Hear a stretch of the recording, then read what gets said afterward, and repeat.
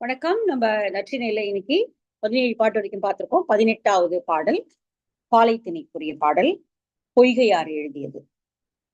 இந்த பாட்டுல வந்து தலைவி தலைவனுடைய பிரிவை எண்ணி வருந்துகிறாள். அப்ப அவளை வந்து தோழி ஆற்று வைக்கிறாள். நிச்சயமா சீக்கிரமா வந்துருவான் அப்படின்னு சொல்ற மாதிரியான ஒரு பாட்டு.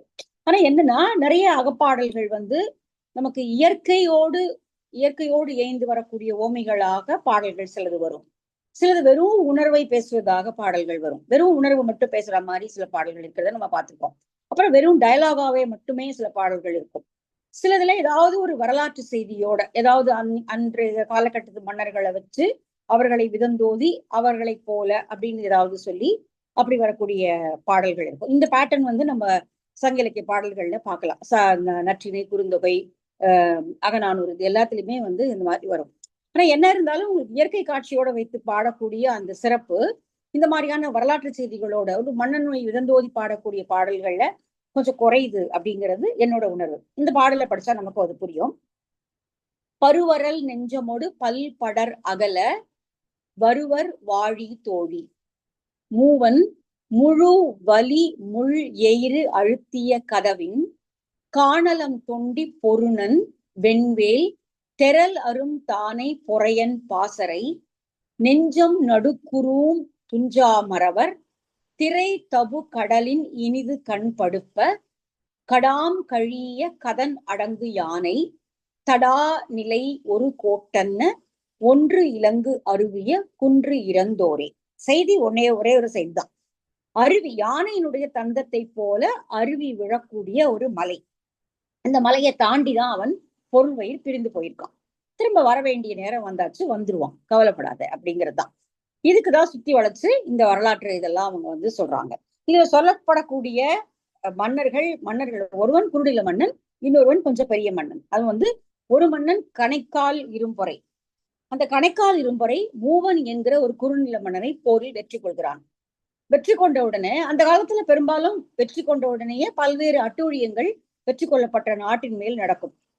படையெடுத்தவர்கள் அந்த ஊரினுடைய வயல்வெளிகளை எரிப்பார்கள், வீடுகளை எரிப்பாங்க, பெண்களையும் மற்றவர்களையும் அடிமைகளாக எடுத்துக்கொண்டு வருவார்கள். இப்படி நிறைய அட்டூழியங்களை செய்வாங்க. அப்படி செஞ்சாதான் அது பகையை வென்றதாகவே ஒரு அர்த்தமாகும். பொருள்களை கொள்ளையடிச்சிட்டு வருவாங்க. இது மாதிரி இப்போ கணைக்கால் இரும்பரை மூவனோடு போரிட்டு ஜெயித்தவுடன் அந்த மூவனுடைய வலிமையான பற்களை எல்லாம் பிடுங்கி கொண்டு வந்து அவனுடைய கோட்டை கதவுகள்ல வைத்து பொறிக்கிறான். அது ஒரு வெற்றியினுடைய அடையாளம். இன்னைக்கு நம்ம அது ஒரு பார்பாரிக்கா இருக்கு அப்படின்னு சொல்லலாம். ஆனால் அந்த காலத்துல அதெல்லாம் வழக்கம். அதனால மூவனுடைய பற்களை, வலிமையான பற்களை கொண்டு வந்து பிடுங்கி கொண்டு வந்து அந்த நிலை கதவுகளின் மேல, அவனுடைய கோட்டை கதவுகளின் மேல பொறுத்து வைக்கிறான். இப்படிப்பட்ட வெற்றி பெற்றவன் அவன். அவனுடைய அந்த பாசறையில இருக்கக்கூடிய வீரர்கள் துஞ்சாமல் வருத்தத்தோடு உழன்று கொண்டிருக்கிறார்கள். தூங்க முடியல. ஏன்னா அந்த பாசறையில் இருக்கக்கூடிய ஒரு யானை மிக்க மதம் பிடித்ததாக தெரிந்து கொண்டிருக்கிறது. போர் இப்பதான் முடிஞ்சிருக்கு. அதனால போர்ல வெறியூட்டப்பட்டதுனால அந்த யானைக்கு மதம் பிடிச்சு அந்த மதம் நிற்காமல் அது எல்லோரையும் ஏதாவது செய்திருமோ அப்படிங்கிற பயத்துல அவங்க வந்து உறங்காமல் கழுவிழித்து கொண்டு வீரர்கள் காவல் காத்து கொண்டிருக்கிறார்கள். ஆனால் ஒரு கட்டத்துல அந்த யானையினுடைய மதம் அடங்கின உடனே அவர்கள் நிம்மதியாக உறங்குகிறார்கள். அப்படிப்பட்ட அந்த பாசறையினுடைய வீரர்கள் உறங்கக்கூடிய அந்த மத யானையினுடைய ஒற்றை கொம்பு போல, அதனுடைய தந்தம் போல அருவி விழக்கூடிய குன்றை தாண்டி அவன் போனான் இல்லைவா, அவன் சீக்கிரம் வந்துடுவான். உன்னுடைய துன்பத்திலிருந்து நீ விலகி விடுவாயாக, உன்னுடைய துன்பத்தை நீ மறந்து விடு, சீக்கிரமாகவே உன்னுடைய துன்பம் எல்லாம் போய் அவன் வரப்போகிறான் அப்படிங்கிறதுதான் இந்த பாடல் சொல்கிறது. அவ்வளவுதான். சோ உன்னுடைய துன்பம் போயிடும், சீக்கிரம் வந்துருவான், அது அப்படிங்கிற ஒரு செய்தியும், அந்த யானையினுடைய தந்தம் போல அருவி விழக்கூடிய குன்றை தாண்டி சென்றவன் அல்லவா அவன் அப்படிங்கிற ஒரு செய்தியும் தான் இதுல இருக்கிறது. மற்றதெல்லாம் மூவனை அவன் வெற்றி கொண்டு அவனுடைய பற்களை பிடுங்கி இதுல வச்சது அப்படிங்கிறது வந்து ஒரு அகத்திணை பாடலுக்குரிய அந்த அழகு வந்து இதுல கொஞ்சம் குறைஞ்சு போற மாதிரியான ஒரு ஃபீல் தான் நமக்கு கிடைக்கும். பருவரல் நெஞ்சமுடு, பருவரல்னா துன்பம், பல் படர், படர்னா கவலை, துன்பம் கவலை ரெண்டையும் சொல்றாரு. அப்ப துன்பம் அப்படிங்கிறது வந்து கவலையின் காரணமாக வரக்கூடிய துன்பம். ரெண்டையும் வந்து இந்த பாடல் சொல்லுது. பருவரல் நெஞ்சமோடு, துன்பம் நிறைந்த நெஞ்சத்தோடு பல் படர் அகல, நீ பல்வகையான கவலைகளோடு உழன்றாய் அல்லவா, எப்ப வருவான்னு தெரியலையே, வருவானா, ஒழுங்கா வந்துருவானா அப்படின்னு நிறைய கவலைகள் இருந்திருக்கலாம். ஒருவர் வெளியில போயிட்டு வீடு திரும்புவதற்கு முன்னாடி பல்வேறு வகையான கவலைகளை நம்மளே பல கற்பனை செஞ்சிருப்போம். அந்த மாதிரியான கவலைகள்லாம் இப்ப அவளுக்கு இருந்திருக்கும். வருவர் வாழி தோழி, அவன் சீக்கிரமாக திரும்பி வந்து விடுவான், கவலைப்படாதே. அடுத்தது வரதெல்லாம் அந்த போர் செய்திகள் தான் வருது. நீங்க அடுத்து வரக்கூடிய 6-7 வரிகள்ல போர் செய்திகள் தான். மூவன் முழு வலி முள் எயிறு அழுத்திய கதவின். இந்த மூவனை கணைக்கால் இருக்கும் வரை வெற்றி கொள்கிறான். அவனுடைய வலிமையான அத்தனை பற்களையும் பிடுங்கி அழுத்திய கதவின், அந்த கோட்டை சுவரில் வச்சு அந்த பற்களை பொதித்து வைக்கிறான். பதித்து பாருங்க, என்னை யாராவது எழுத்து வந்தீங்கன்னா இதுதான் உங்களுக்கு நடக்கும் அப்படின்னு சொல்றா போல அதை கதவில், அவனுடைய கோட்டை கதவில் பொதித்து வைத்திருக்கிறான். காணலம் தொண்டி பொருணன் வெண்வேல் தெரல் அரும் தானை பொறையன். இந்த வெற்றியை யார் ஈட்டியது அப்படின்னா, வெண்வேல் தெரல் அரும் தானே, வெற்றி பொருந்திய வேலை கையிலே ஏந்திருக்கக்கூடிய தெரல் அரும், பகைவர்களால் வெற்றி கொள்ள முடியாத அபரிமிதமான வீரர்களை கொண்டிருக்கக்கூடிய அது அவனுடைய போர்படையது. வெண்வேல் தெரல் அரும் தானை பொறையன். காணலம் தொண்டி பொருணன். காணல்னா கடற்கரை சோலைகள், கடற்கரை சோலைகள் நிறைந்திருக்கக்கூடிய கடற்கரையை உடையவனாகிய தொண்டிக்கு தலைவனாக இருக்கக்கூடிய காணலம் பொறையன். அந்த கடைக்கால் இரும்பொறையனுடைய படையானது யாராலும் வெற்றி கொள்ள முடியாதது.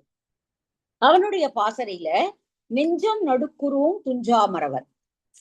மறவர்கள், அந்த இருக்கக்கூடிய போர் வீரர்கள் தூங்காமல் நெஞ்சத்தில் பயத்தோடு உட்கார்ந்து கொண்டிருக்கிறார்கள். தூங்க முடியல அவங்களால. ஏன்னா திரை தபு நெஞ்சம் நடுக்குறும் துஞ்சா மறவர் திரை தபு கடலின் இனிது கண் படுப்ப. இப்போ அவர்கள் தூங்க ஆரம்பித்து விட்டார்கள். ஏனென்றால் கடாம் கழிய கதனடங்கு யானை, அந்த பாசறையை சுற்றி திரிந்த மதம் பொருந்திய ஒரு யானையினுடைய மதமானது இப்பொழுது அமிழ்ந்து விட்டது. அது அடங்கிடுச்சு, மதம் அடங்கிடுச்சு. அதனால இப்ப அவர்கள் கடல் அடங்கிய கடல், அதாவது அலைகள் அடங்கிய கடல் எப்படி அமைதியா இருக்குமோ அது போல அமைதியாக உறங்க ஆரம்பித்து விட்டார்கள். அப்படி உறங்க ஆரம்பித்தது காரணம் என்னன்னா, அந்த யானையினுடைய மதம் குறைந்தது. அந்த யானையினுடைய மதம் அடங்கினதுன்னா அந்த யானையினுடைய தந்தம் எப்படி இருக்குமோ அது போல அருவி விழக்கூடிய குன்று. அந்த குன்றை தாண்டி அவன் போனான், உன் தலைவன். அவன் சீக்கிரம் திரும்பி வந்து விடுவான். உன்னோட ஒண்ணு கனெக்டட் இல்லாம ஒரு முடிகிற மாதிரி இருக்குது. சோ எல்லா பாடல்களுமே அப்படியே எக்ஸலண்டா இருக்கு அப்படின்னு நம்ம சொல்ல முடியாது இல்லையா? இப்ப நம்ம இவ்வளவு பாடல்கள் படிச்சிருக்கோம், ஒரு சிலதான் நினைவுல தங்குது. அது போல இது ஒரு பாடல். தடாநிலை ஒரு கோட்டன்னு ஒன்று இலங்கு அருவிய குன்றிறந்தோரே. இந்த மதம் பிடித்து இப்பொழுது மதத்திலிருந்து விலகிய அந்த யானையினுடைய ஒற்றை தந்தம் போல விழக்கூடிய அருவி, அந்த அருவி இருக்கக்கூடிய குன்றை தாண்டி அவன் போனான். அப்போ அவன் சீக்கிரமாக திரும்பி வந்து விடுவான். உன்னுடைய கவலையையும் துன்பத்தையும் நீ மறந்து விடு, கவலைப்படாத அப்படின்னு சொல்லி அவள் அந்த தலைவியை தேற்று வைக்கிறாள் தோழி. அப்ப இங்க சொல்ல வந்த விஷயம் தலைவியை தேற்றுதல் கிடையாது, மாறாக அந்த பொறையனுடைய வெற்றியை பாடக்கூடிய ஒரு புறப்பாடல் போலதான் இந்த பாட்டு இருக்கு அப்படின்னு சொல்லலாம். அவன் மூவன் என்ற ஒரு உபகாரின்னு சொல்றாரு இந்த உரையில. உபகாரி அப்படின்னா அவன் ஒரு வள்ளல். இந்த மூவன் ஒரு வள்ளல் போல இருந்திருக்கிறான். அந்த மூவனை இவன் வெற்றி கொண்டு அவனுடைய பற்களை பிடுங்கியிருக்கிறான். அப்ப இது புறத்துல எழுதியிருந்தா பொறையனுடைய வெற்றி போல ஆகக்கூடிய ஒரு பாடலை இவங்க ஒரு அகப்பாடலாக மாற்றி இங்க தலைவன் தலைவி என்று சேர்த்து வைத்திருக்கிறார்கள் அப்படிங்கிறதுதான் இந்த பாடலினுடைய இது. மற்றபடி வேறு பெரிய சிறப்புகள் ஒன்றும் இந்த பாட்டுல இல்ல. நம்ம அடுத்த பாட்டுக்கு போலாம். நெய்தல் திணை பாடல் அடுத்தது ரொம்ப அழகான பாட்டு. நெய்தல் இது நக்கண்ணையார் பாடல். நக்கண்ணையாரோட பாடல் இன்னொன்னும் இருக்கு. நற்றிணையில இன்னொரு நக்கண்ணையார் பாடல் இருக்கு. இன்னொரு நக்கண்ணைன்னு சொல்ற மாதிரியே இன்னொரு பெண்பால் புலவர் இருக்கார், நச்செல்லையார். அவர் அது காக்கை பாடுங்கி நச்செல்லை, நம்ம கேள்விப்பட்டிருக்கலாம். அது காக்கை விருந்து வர கரைந்த காக்கை அது பலியே அப்படின்னு வரும். அதாவது காக்கா கத்துச்சுதான் விருந்து வரும் அப்படிங்கிற ரொம்ப பழைய நம்பிக்கைய காக்கை பாடினி தான் பதிவு செய்திருக்கிறார். அதனால காக்கை பாடு நச்செல்லை வேற, இது நக்கண்ணையார். இது நெய்தல் திணை பாடல். 2 பாடலும், இன்னொரு பாடல் இருக்கு நெற்றிகள், அதுவும் நெய்தல் திணை பாடல் தான் இவரே எழுதினது. இந்த பாட்டுல தலைவன் பகல் குறியில பார்த்துட்டு கிளம்பி போறான். நல்ல ஒரு செல்வக்குடியில பிறந்தவன் தேர்ல பார்த்துட்டு பகல் குறியில ரகசியமாக சந்திட்டு திரும்ப போறான். போகும்போது என்ன சொல்லிட்டு போறான், இன்னும் கொஞ்ச நாள் கழிச்சு நான் வரேன் அப்படின்னு சொல்லிட்டு போறான். ஆனா திருமணம் செய்து கொள்வதற்கான எந்த ஒரு வார்த்தையும் இல்லை, அதுக்கான ஏற்பாடுகளும் இல்லை. அப்போ அப்படி கிளம்பி போறவனை பார்த்து தோழி சொல்றா, இப்ப பார்த்த அவளோட குடியிருந்தாய், எல்லாம் சரி, கொஞ்ச நாள் கழிச்சு வரேன் அப்படின்னு நீ சொல்ற. ஆனால் கொஞ்ச நாள் கழிச்சு நீ வருவே இல்லையா, அப்போ உயிரோடு இருப்பாளன்னு எனக்கு தெரியாது. ஏன்னா ஏற்கனவே ஊரில் அலறு எழ ஆரம்பித்து விட்டது, எல்லாருக்கும் தெரிஞ்சு போச்சு. எத்தனை நாளைக்கு இதே மாதிரியே அவளால் இருக்க முடியும்? அதனால முதல்ல 2 விஷயம். ஒண்ணு, இதை மறைத்து கொண்டு ரொம்ப நாள் இருக்க முடியாது. ஒண்ணு. ரெண்டாவது, உன்னுடைய பிரிவை அவளால் தாங்கிக்க முடியாது. அதனால அவள் உயிரோடு இருப்பாளா அப்படின்னு எனக்கு தெரியாது. நீ பாத்துக்கோ, உனக்கு எப்படியோ பாத்துக்கோ அப்படிங்கிற மாதிரி ஒரு இதை சொல்றாங்க. நம்ம முன்னாடி ஒரு குறுந்தொகையில ஒரு பாட்டு படிச்சோம். உயிர் தவச்சிறிது காமமோ பெரிதே, சிறுகோட்டு பெரும்பழம் தூங்கி ஆங்கு இவள் உயிர் தவச்சிறிது காமமோ பெரிதே. ரொம்ப அழகான ஓமை வந்த பாடல். அது போல இவளுடைய உயிர் வந்து இந்த இந்த பெரிய வேதனையை தாங்குமா அப்படின்னு எனக்கு தெரியல. அதனால நீ பார்த்து இப்ப போயிட்டு வா, இப்ப போற சரி, ஓகே போயிட்டு வா, ஆனால் நீ திரும்பி வரேன்னு சொல்ற நாள்ல அவள் இருப்பாளான்னு எனக்கு தெரியாது அப்படின்னு சொல்லி இங்க வந்து தோழி தலைவனிடம் சொல்றான். இதே போல ஒரு குறள் இருக்கு. காமத்துப்பால்ல ஒரு குறள் இருக்கு. தலைவன் பிரிஞ்சு போறேன்னு சொல்றான். அப்ப தலைவி சொல்வதாக ஒரு குறள் வரும். செல்லாமை உண்டேல் எனக்குறை, மற்ற நின் வல்வரவு வாழ்வார்க்குறை. போறேன், இப்ப கிளம்புறேங்கிறத என்கிட்ட சொல்றேன், நான் உயிரோட இருக்கேன் என்கிட்ட சொல்றேன். ஆனா திரும்பி வந்துருவேன் வந்து உன்னை பாக்குறேன் அப்படிங்கிறது இருக்கு இல்லையா, அது என்கிட்ட சொல்லாத. ஏனால் நீ திருப்பி வரும்போது யார் உயிரோடு இருக்கிறார்களோ அவரிடம் சொல். நான் உயிர் தரிக்க மாட்டேன், நீ உன்னோட பிரிவை என்னால தாங்கிக்க முடியாது அப்படின்னு காமத்து பால்ல ஒரு தலைவி சொல்ற மாதிரி ஒரு குறள் இருக்கு. கிட்டத்தட்ட இந்த பாடலும் அதே போன்ற ஒரு பொருள் தான் விளக்குது. அழகான நெய்தல் திணையினுடைய காட்சியை இந்த பாட்டு காட்டுது. நெய்தல் திணையில வந்து உங்களுக்கு கடற்கரை சோலைகள்ல மிக அதிகமாக தாழை மடல்கள் வளர்ந்திருக்கும். தாழம்பு பெரும்பாலும் கடற்கரை சோலைகள்ல இருந்து படிக்கிறது மாதிரிதான் சங்க பாடல்கள் காட்டுகிறது. பெரும்பாலும் காட்டு புதர்கள்ல கூட தாழம்பு வந்து புதர் புதரா வளரக்கூடியது இல்லையா, பாம்புகள் இருக்கக்கூடியது, நிறைய பாம்புக்கு பிடிச்சது அப்படின்னு சொல்லுவாங்க. அதனால அப்படி வளரக்கூடியது. ரொம்ப அழகா இந்த மடல் விரிஞ்சு அழகா வளர்ந்து கிட்டத்தட்ட அதே மாதிரியான இதுதான் வந்து இந்த பாட்டுல இருக்கு. இரவு புறத்தன்ன பிணர்படு தடவு முதல் சுரவு கோட்டன்ன முள் இலை தாழை பெருங்களிற்று மறுப்பின் அன்ன அரும்பு முதிர்வு நல் மான் உளையின் வேறுபடத் தோன்றி விழவு களம் கமழும் உறவு நீர் சேர்ப்ப. இந்த 5 வரியும் தாழை மடலை பற்றிய வர்ணனை. அடுத்து வரக்கூடிய 4 வரிதான் தலைவியினுடைய உணர்வு. இனமணி நெடுந்தேர் பாகன் இயக்க செலிய சேரியாயின் இவளே வருவையாகிய சில்நாள் வாழாலாதல் நன்கு அறிந்தனை சென்னே. இது கேட்டுட்டு போ, இதையும் கேட்டுட்டு போ, வந்த பார்த்த பழகின கிளம்ப போற, இதையும் கேட்டுட்டு போ ஒரு வார்த்தை அப்படின்ற மாதிரி சொல்றான். இனமணி நெடுந்தேர் பாகன் இயக்க.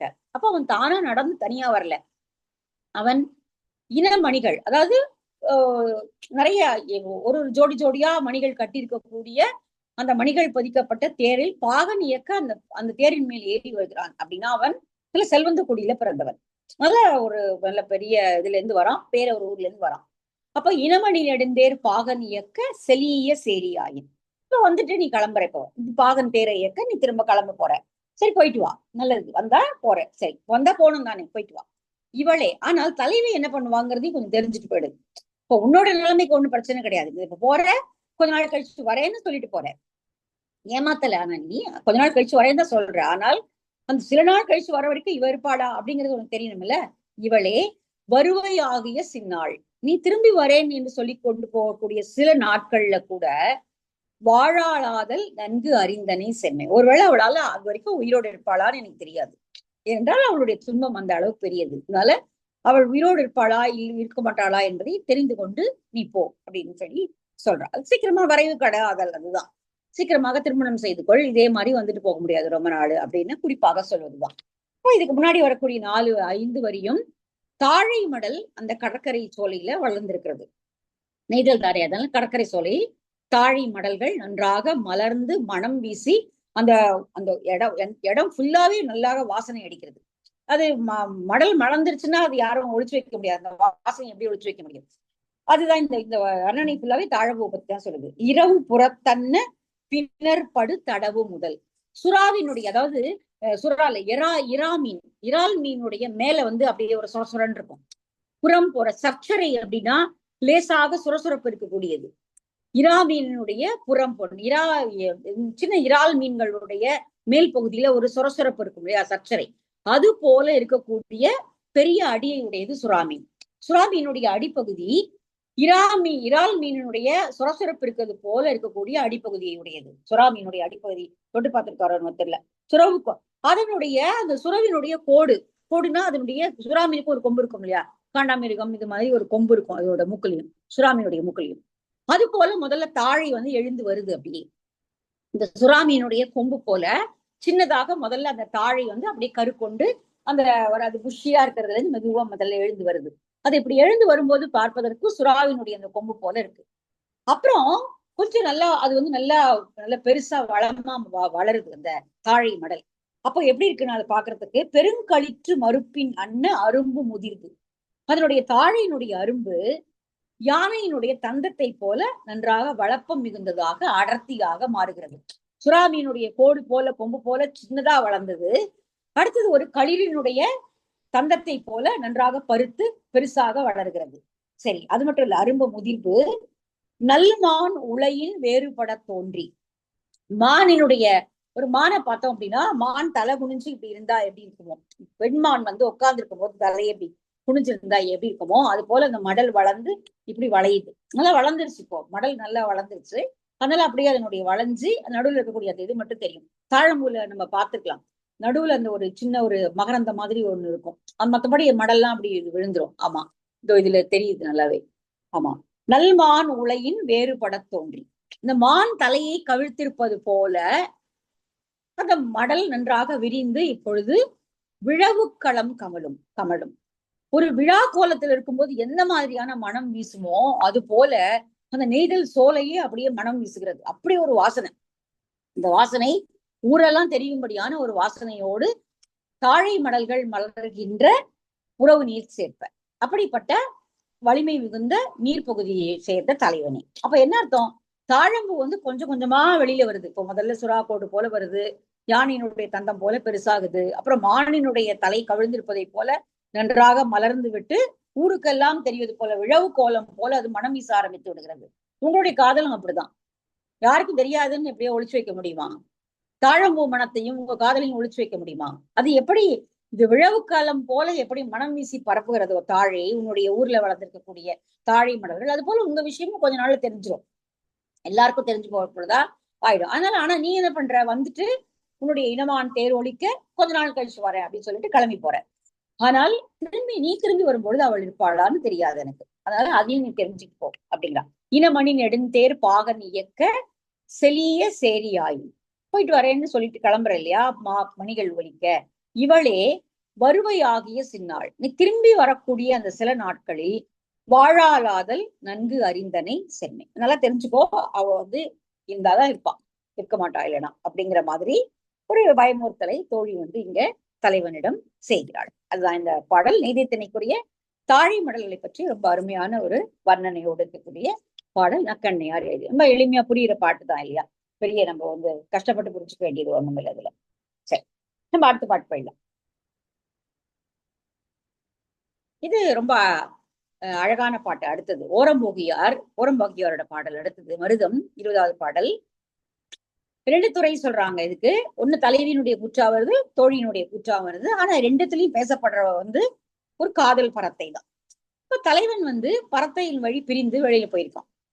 காதல் பரத்தை, இளம் பெண், இளம் ஒரு சின்ன பொண்ணோட அவங்க வந்து அவங்க நிறைய கேட்டகரியா பிரிச்சிருப்பாங்களே பெண்கள் எல்லாம் இல்லையா?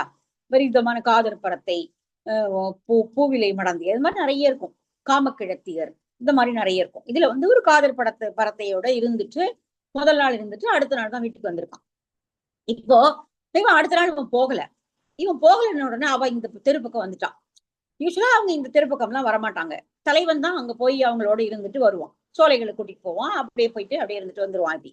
ஆனா அவங்க தெரு பக்கம் எல்லாம் அவங்க வரமாட்டாங்க, பரத்தையர்கள் வரமாட்டாங்க. அதுவும் இந்த மாதிரியான வீடுகள் இருக்கக்கூடிய வழிகள்ல அவங்க வரமாட்டாங்க. ஆனால் அந்த பெண் வந்துட்டு போயிருக்கான். வந்துட்டு அப்படியே அவங்க வீடு பக்கமா அப்படியே நடந்து இப்படி போயிட்டு அவங்க வீட்டை ஒரு நோட்டம் விட்டுட்டு அப்படியே போயிட்டா. அவ வந்துட்டு போனத தலைவி பாக்குறா. நீ எனக்கு தெரியாதுன்னு நினைச்சுக்காத, நேத்து நீ எங்க இருந்தன்னு எனக்கு தெரியும். நேத்து நீ போயிட்டு இங்க வந்துட்ட, இன்னைக்கு ஏன் நீ வரல அப்படின்னு பாக்குறதுக்காக உன்னுடைய காதல் பரத்தை இப்படி தெருவுல எப்படி நடந்து போனதை நான் பார்த்தேன். அதனால நீ என்கிட்ட போய் சொல்லாத அப்படின்னு சொல்லி தலைவி வந்து தலைவனை கோபித்துக் கொள்வது போல வரக்கூடிய பாடல். இந்த பாடல்ல வரக்கூடிய வர்ணனை முழுக்கவே அந்த காதல் பரத்தையை பற்றியதுதான். அவ எப்படி போனா, எப்படி நடந்து போனா, அவளுடைய உருவ அமைப்பு எப்படி இருந்தது அப்படிங்கிறத அவன் சொல்றா. அதாவது அவ அப்படி போன அந்த ஒரு ஷாட்ல இவ்வளவையும் கவனிச்சிருக்கா தலைவி. அத்தனை டிஸ்கிரிப்ஷன்ஸையும் கொடுக்குறா. ஐய குறுமகட்கண்டியும் வைகி மகிழ்நன் மார்பில் துஞ்சி அவிழ் இனர் தேம்பாய் மராம் கமழும் கூந்தல் துளங்கு இயல் அசைவர கலிங்கம் துயல்வர செறித்தொடி தெளிப்ப வீசி மருகில் பூப்போல் உன்கண் பெயர்ப்ப நோக்கி சென்றனள் வாழிய மடந்தை.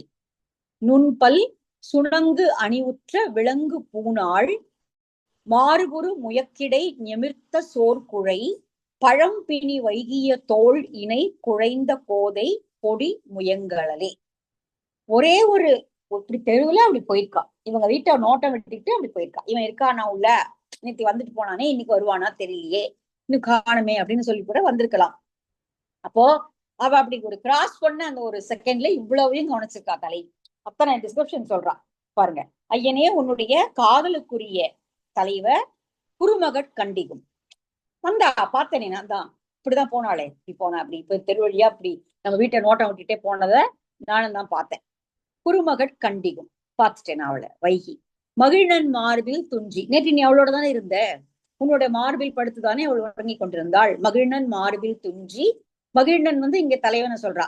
நீ எல்லாம் நீதான் நல்லா இதெல்லாம் அனுபவிக்கிறவனாச்சே, அதனால மகிழ்ச்சியோடு. இது தலைவனை சொல்றதுக்கு, ஆண்களை சொல்வதற்கு மகிழ்நன், எல்லாவற்றிலும் மகிழக்கூடியவன், இந்த மாதிரி விஷயங்கள்லாம் மகிழ்ச்சி அதிகமாக அடையக்கூடியவன். நம்ம இதுல கூட பார்த்திருப்போம், இந்திர விழ ஒரு இடத்த காதை இல்லையா, இதுல சிலப்பதிகாரத்துல ஒரு இடம் வரும். தென்றல் அந்த புகார்ல திரிந்து கொண்டிருந்தது. எப்படி அப்படின்னா, பல புக்களை நுகரக்கூடிய கோவலனை போல அந்த தென்றல் திரிந்து கொண்டிருந்தது. தென்றலை போல கோவலன் தெரியல, கோவலனை போல தென்றல் திரிந்து கொண்டிருந்தது அப்படின்னு ஒரு வரி வரும். அப்ப அந்த அளவுக்கு அவன் ஒரு கேமியோ மாதிரியான ஒரு வாழ்க்கையை வளர்த்திருக்கான் மகிழ்நன். அதெல்லாம் இதெல்லாம் நீ மகிழ்ச்சி காணக்கூடியவன் என்று எனக்கு தெரியும். மகிழ்நன் மார்பில் துஞ்சி, உன்னுடைய மார்பில் துஞ்சி முதல் நாளை அவள் கழித்திருக்கிறாள். அவள் இனர் தேம்பாய் மராம் கமழும் கூந்தல், அவனுடைய கூந்தல் இப்பொழுது தளர்த்தியாக பின்னப்பட்டிருக்கிறது. நல்லா டைட்டா பிடிப்பா, இன்னைக்கு கூந்தல் தளர்த்தியாக இருக்கிறது. அதுல மராம் என்கக்கூடிய வெண்கடம்பு மலர்களை அவள் சூடியிருந்திருக்கிறாள். அவள் இனர் தேம்பாய் மராம், அவள் இனர்னா கொத்துக்களை உடைய அந்த வெண்கடம்பு மலர்களை தலையில அவள் சூடியிருந்திருக்கிறாள். அந்த கூந்தல்ல அவை அந்த மராம் மலர்கள் இருக்கின்றன. மராம் கமழும் கூந்தல், கமழ் வாசனை வேற தெரியுது அவளுக்கு. அந்த அவளுடைய அழகான தளர்ந்த கூந்தல்ல இந்த வெண்கடம்பு கொத்து மலர்கள் அவள் தலையில் வைத்திருக்கிறாள். துளங்கு இயல் அசைவர, அப்படி ஒரு அசைந்த ஒரு அழகான நடை. துளங்கு இயல் அசைவர கலிங்கம் துயல் வர, கலிங்கம் அப்படின்னா ஆடை. அவளுடைய இடுப்புல அணிந்திருக்கக்கூடிய அந்த ஆடையானது அப்படி தொய்ந்து இருக்கிறது. அப்படி இழுத்து கட்டப்பட்ட ஆடை இல்லை, அப்படி ஒரு லேசாக அப்படி அப்படி ஒரு துயல் வர, அது ஒரு மாதிரி ரிலாக்ஸ்டா இருக்கு அந்த ஆடை. கலிங்கம் துயல் வர செறி தொடி தெளிப்ப வீசி, கைகள்ல வளையல் அணிந்திருக்கிறாள் அவள். சின்ன பெண் தானே, கைகள்ல வளையல் அணிந்திருக்கிறாள். அந்த வளையல்கள் குலுங்குமாறு, அந்த வளையலுடைய ஓசை தெளிக்குமாறு, தெளிப்ப வீசி, இந்த கைகள்ல இருக்கக்கூடிய வளையல்கள்லாம் ஓசைப்படுமாறு. ஒருவேளை இவன் ஒருவேளை வெளில வந்தானா அந்த அடையாளம், அந்த வளையல்கள் ஓசையோட பார்த்து வெளில வருவான் அப்படிங்கிறது கூட அவளுடைய எண்ணமா இருந்திருக்கலாம். சரி தொடி தெளிப்ப வீசி மருகில் பூ போல் உன்கண் பெயர்ப்ப நோக்கி, அவளுடைய அழகான பூ போன்ற மையிட்ட கண்கள், இந்த கண்களால அப்படியே சுழட்டி இப்படியே ஒரு பக்கமா பாக்குறான் நம்ம வீட்டை. நான் பார்த்தேனே, நான் தான் அதை பார்த்தேன். பூ போல் உன்கண் பெயர்ப்ப நோக்கி சென்றனள், போனான், இப்படிதான் போனான். வாழிய மடந்தை, நல்லா இருக்கட்டும், உன்னுடைய காதல் பரத்தை நன்றாக இருக்கட்டும்.